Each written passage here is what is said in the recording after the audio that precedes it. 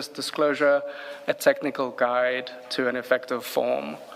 And this, I think, it sets out a really good explanation of the best practice guidance on what a form could look like, on the specific variables to consider, the types of information that one should think about. It is a very maximalist approach. So this particular form will, and the explanation accompanying it, will include every type of imaginable type of asset that somebody might declare. There's even mention of things like intellectual property rights, which might be relevant in some jurisdiction. So it is very, very expansive, this example, but you'd have to tailor something like that to the South African context to determine this doesn't make sense. We don't necessarily have to worry about that. But I think that there are some universal principles that I think make sense in every jurisdiction. And I think questions around beneficial ownership, the family member question, I think are particularly important and I think are very relevant to the South African context. Thank you. Can I also just ask you to speak specifically to the STAR document that looks at financial disclosure in South Africa, which is a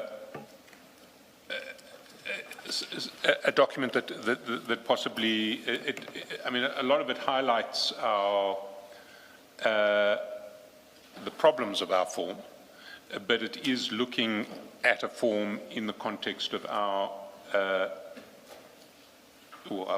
specific country. It's published a couple of months ago, May 2026, and it's at page 311.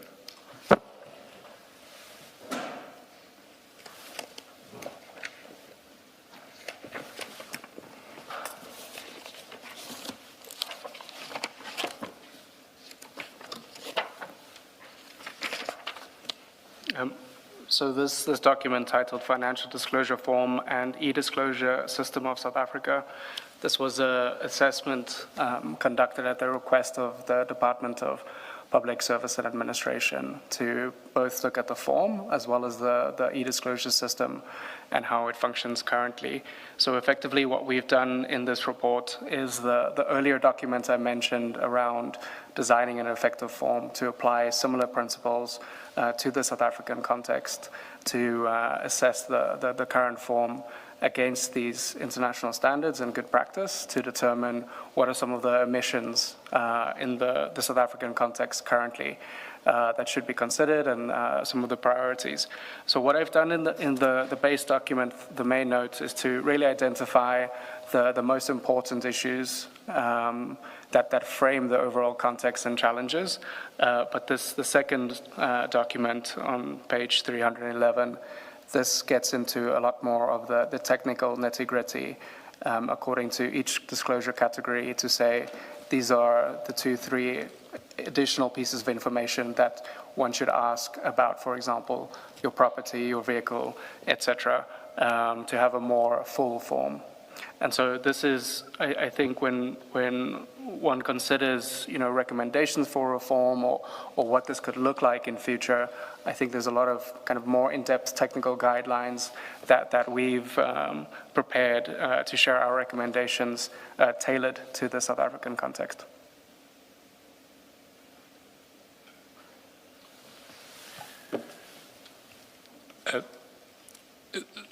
If we move off the form, we should, sorry to interrupt, we should not forget that Dr. Schoeman was to read the whole of 25, and I assumed even the sub-paragraphs. But please continue with your point, Mr. Shaskalsi. No, we have actually reached the end of 25.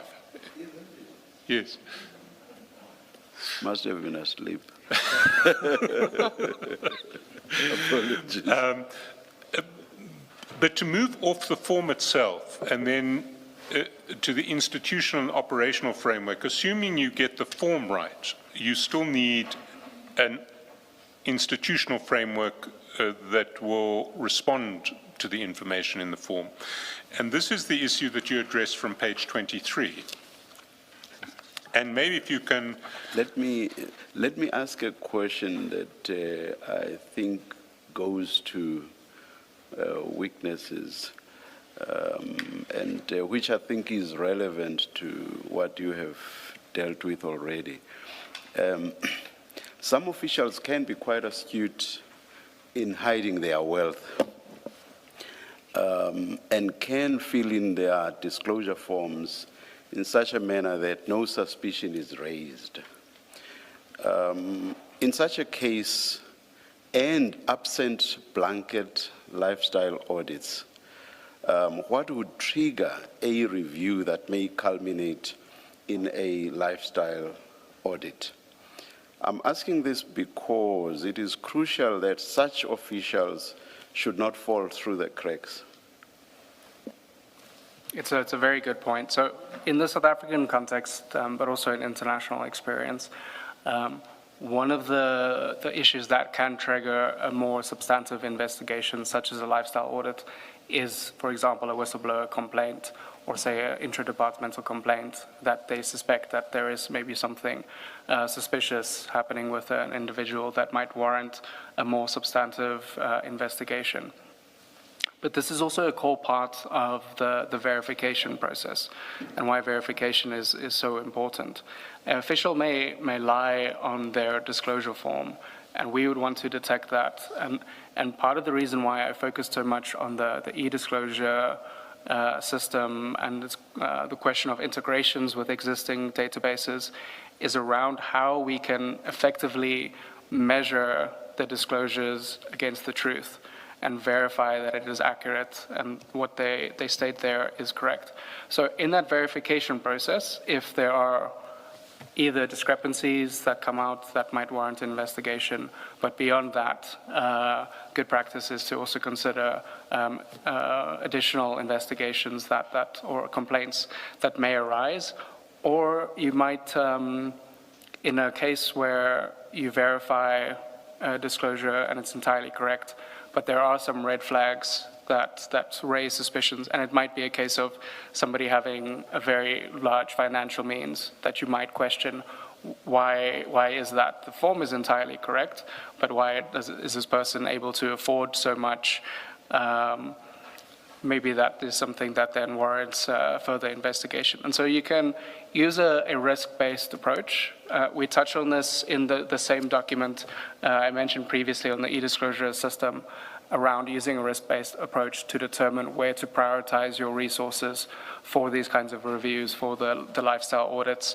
And in a context like that, you can identify certain priorities. So you say, for example, if somebody is in the senior management service, that's a high-risk function. If somebody is in supply chain management or a financial officer, that's potentially higher risk, and so we should apply more scrutiny. But you can also, using kind of an algorithmic approach, you can say if somebody has a certain type of asset, for example, cryptocurrencies, we might consider that being high risk. If we were to reach a point where you start applying, for example, machine learning, you might start learning specific profiles where, based on past experience, you know that if a disclosure form looks a certain way, they have these types of assets, or they have this level of income beyond their means. That is a classic example of, a high-risk situation.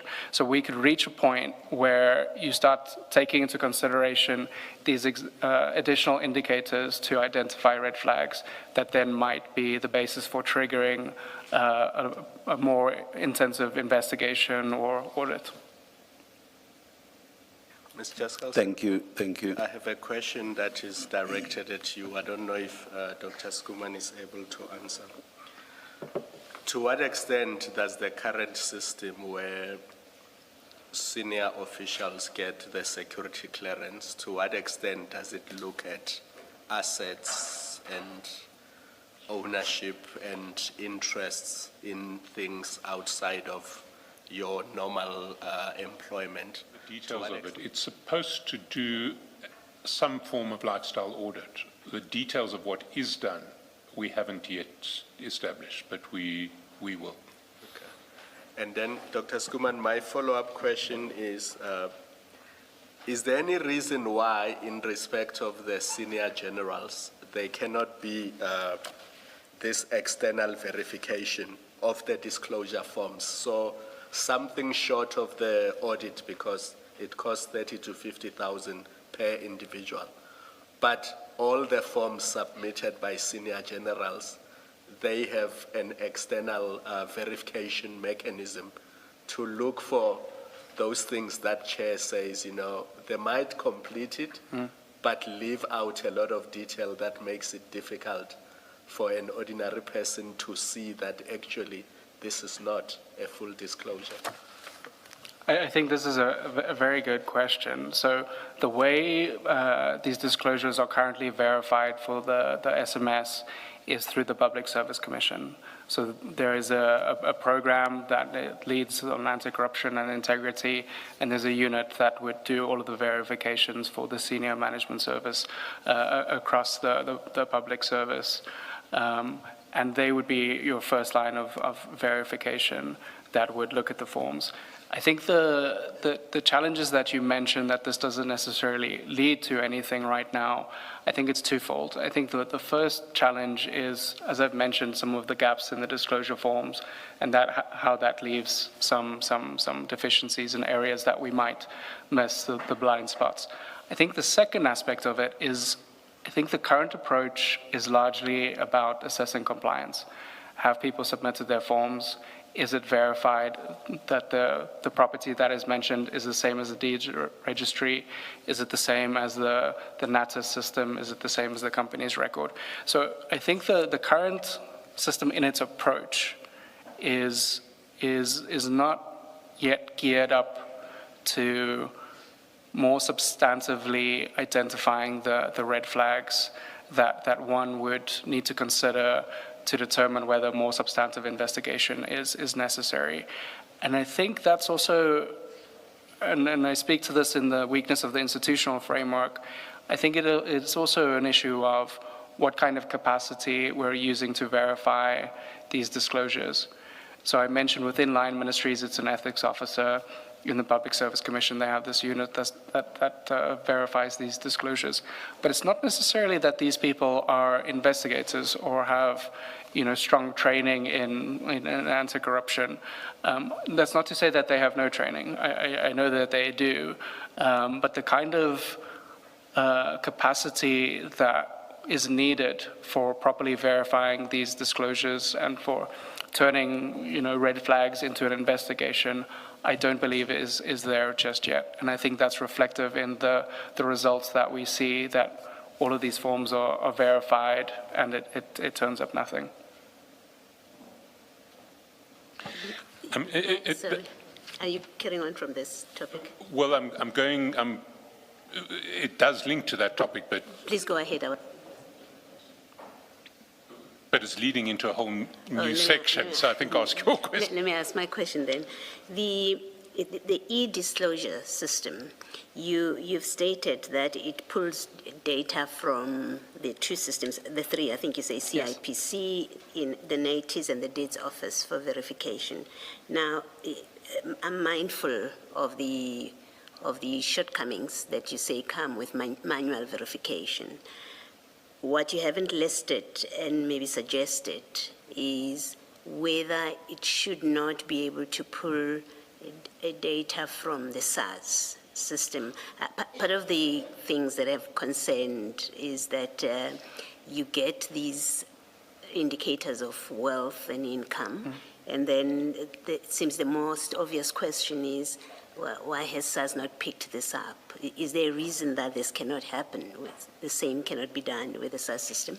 I think it's a very good point, and this is something that I've definitely heard people speaking about in the public sector, and it's one of the issues that people think about often, and how that same kind of competency and systems and capability that you find in SARS, whether that could be applied to financial disclosures. The challenge of translating or using SARS's existing resources is that SARS has, in terms of its mandate, it's very restricted in disclosing taxpayer information, and that creates certain limitations. But the data that they ultimately use, that financial institutions are required to report to SARS, you could equally apply those same kind of standards to the financial disclosure function. And in fact, I understand the Financial Intelligence Center that there is a bill that has been, I believe it's still being tabled for comment, that suggests that the FIC might have a future role in providing the data needed for financial disclosures. So I think that's a very positive development, and it's a space where I think it's very important to start filling in those gaps of what kind of data is needed to properly and fully verify these disclosures.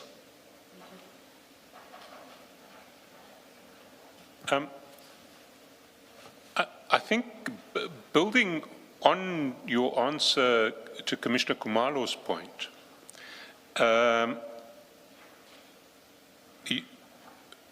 you deal at paragraph 26 with weaknesses in the current institutional framework and how this sort of process of verifying disclosures is dealt with in other jurisdictions. And maybe we can pick up there and go through the problems of the institutional framework as opposed to the disclosure form itself, and how that might be improved upon.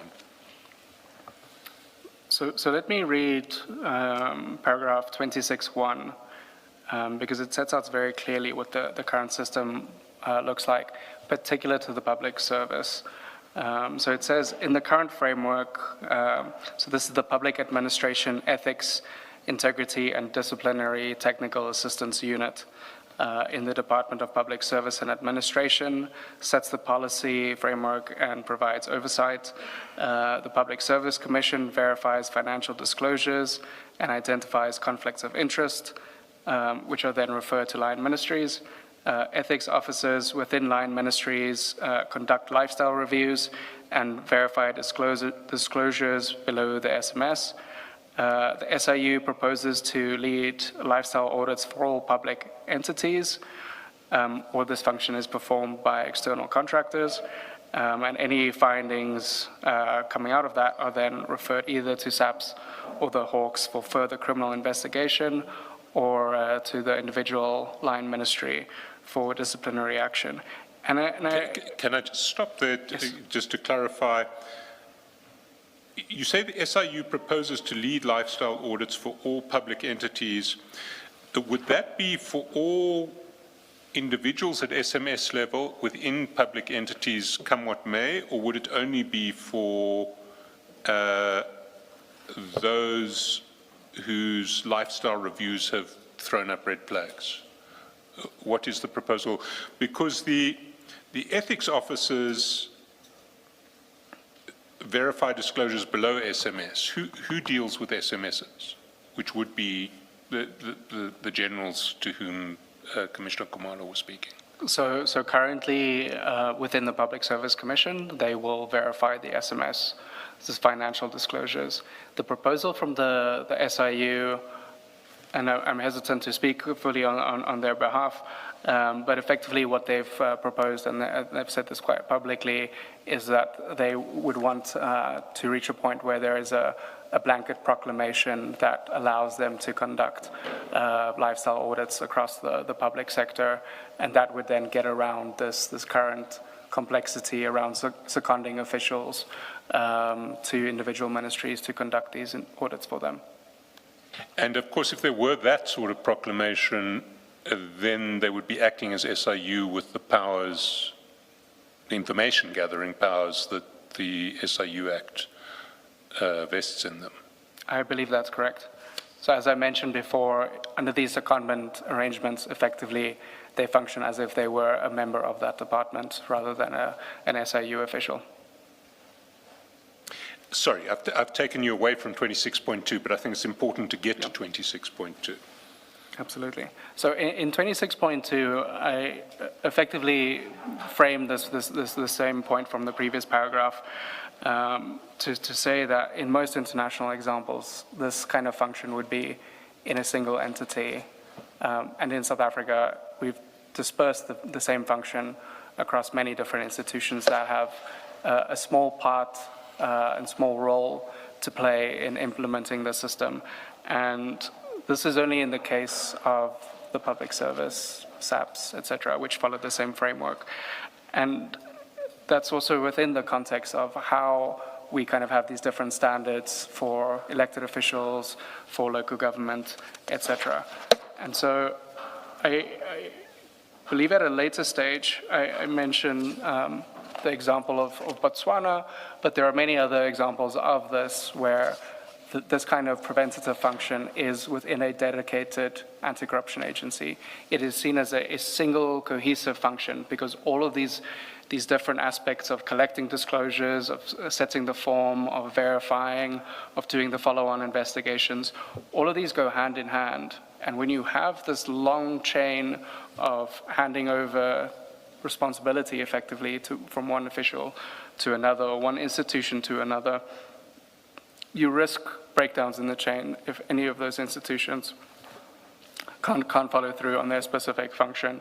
But you're also dispersing capacity across all of these different institutions. And so the kind of line of sight and responsibility for this function starts getting a bit muddled and starts getting a bit lost on who exactly is responsible for this, who do we hold accountable if the system isn't functioning, because currently it is so widely dispersed. Later I speak to the benefits of having such a function in one entity around pooling resources, having consistent standards, developing the right kind of capacity, having the right access to databases, for example. If we speak to the issue around privacy concerns, for example, if one were to introduce access to individuals' financial records, would we be more concerned if there was a dedicated anti-corruption agency that had access to these records, or if, I think it's 42 national departments and 97 provincial departments, if each of them had a unit with access to these financial records and these kinds of privacy violations. So the reason why I mention that is that I think it's important that whatever entity has this kind of responsibility, they need to have a level of accountability, they need to have the access to the right resources, they need the capacity to perform this function correctly. Because as I've stated throughout, this is a whole value chain that connects to one another. And as soon as you have weaknesses in one area, it starts collapsing. Now, just to pick up on that point, you mentioned it, in fact, in your statement, as opposed to your report, that you've done research for the National Anti-Corruption,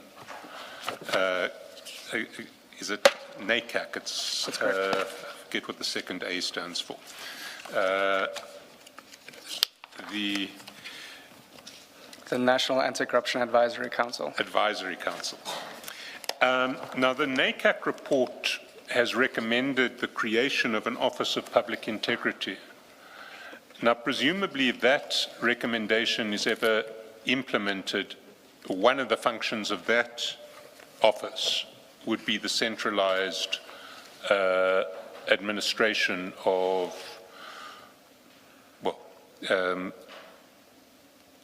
disclosure form assessment and investigation flowing from disclosure forms. Would that be correct? So let me back up for a moment and speak to the work with the National Anti-Corruption Advisory Council, or NACAC. So I had engaged with NACAC over the course of their term. So they were appointed in 2022, I believe it was August. They ended their term August 2025. And so we had a relatively light level discussions with them for a long time, up until the last 6 months or so of the council's term, at which point their ideas started crystallizing around what this Office of Public Integrity would look like. And in our discussions with them, I think it became clear that I don't think that they had fully considered the financial disclosure function as being part of the preventative architecture or something that should be considered within a dedicated corruption prevention agency. And so upon realizing